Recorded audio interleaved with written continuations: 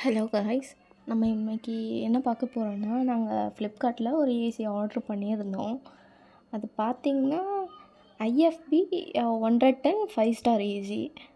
இது பார்த்திங்கன்னா ஃப்ளிப்கார்ட்டில் தெரிஞ்சிருக்கும் உங்களுக்கே. நான் பார்த்தேன். இதை ஜஸ்ட்டு நான் வாங்கினேன். வாங்கும்போது பார்த்திங்கன்னா இந்த ஃபீச்சர்ஸ் எல்லாமே நம்ம பார்த்து தான் வாங்குகிறோம். தென் அதை நம்ம பார்க்கும்போது இது எல்லாமே படித்து பார்த்துட்டு நம்ம டெர்ம்ஸ் அண்ட் கண்டிஷன் பார்த்து தான் நம்ம வாங்குகிறோம். ஆனால் இது பார்த்திங்கன்னா ஸ்ப்ளிட் ஏசி உங்களுக்கு சம்மரில் ரொம்பவே சில்னஸ் வேணும், நம்ம வெயிலில் ரொம்ப கஷ்டப்படுறோம், அது நினச்சி தான் நம்ம ஏசி வாங்குகிறோம்.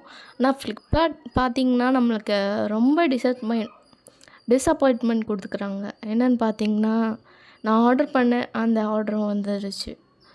இதெல்லாம் எல்லாமே நான் பார்த்து தான் வாங்குகிறேன். நெக்ஸ்ட் என்ன பார்த்திங்கன்னா, ஃபுல் அண்ட் ஃபுல்லி எனக்கு ரொம்ப டென்ஷன் ஆகுது.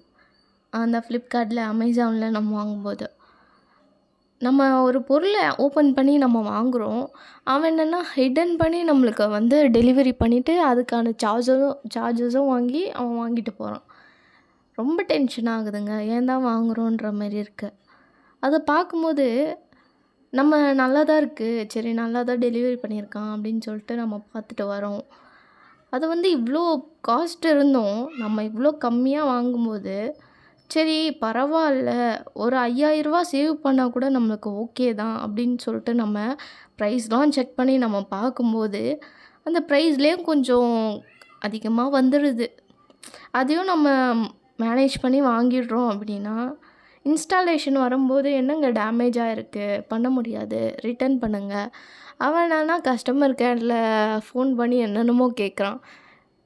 நீங்கள் ஓப்பன் பண்ணி தானே வாங்கினீங்க, ஏன் ஒழுங்காக வரல, நீங்கள் ஓப்பன் பண்ணி பார்க்கும்போது கரெக்டாக தானே இருந்திருக்கும், நீங்கள் பார்த்துருக்கணுமா இல்லையான்னு என்ன கேள்வி கேட்குறான்.